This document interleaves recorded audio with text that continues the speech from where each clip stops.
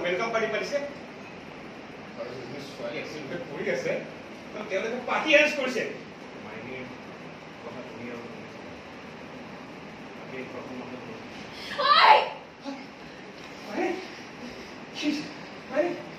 দাদা আপোনাক দেখি মাইনে কিয় খং কৰিছে মাইনে মাইনে কি হৈছে